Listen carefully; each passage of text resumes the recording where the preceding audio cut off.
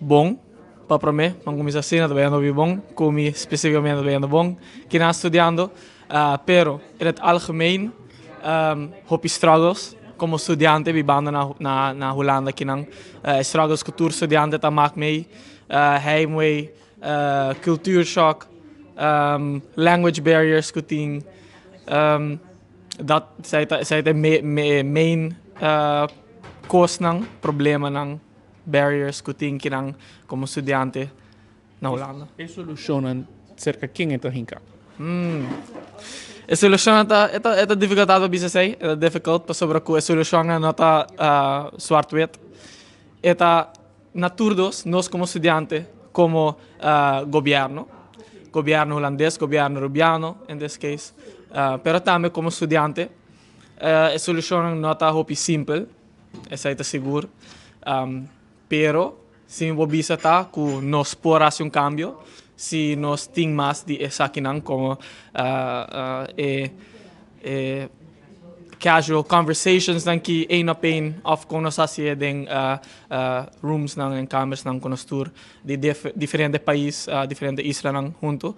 E orei, si por ti un cambio, si por ti solution, pero trobe é da hopi é nota hopi simple. O rol de Aruba Huis e também mentoren. Tá algo que você mira lo tá ativo ou tá hay falta de je e tu necessidade? Aruba Huis, de Kimpo, compreende também de outra isla nang Aruba Huis está fazendo bom trabalho. Essa é uma vez assim. A mim mesmo sentia também como estudante, me mesmo estava mi mentor de primeiro ano. E eu ainda me tenho contato com ele, qual é o bom. Dus com Leo trabalhando com Aruba Huis, está fazendo bastante bom trabalho. Sempre por mim, sempre por demais ajuda, dat kan altijd. Pero para que não bisando, é bem bom.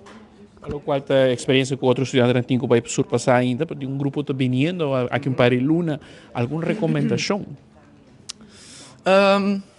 Busca informação, tu caminha com o por, traga connections, network.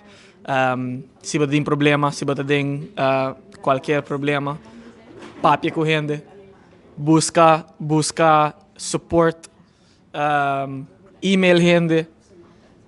Dus eigenlijk ligt het bij jou, ook bij anderen, maar busca ajuda e voorbereid bom mês, assim bom possível, para mim que eu vim Holanda, para sobre nota fácil.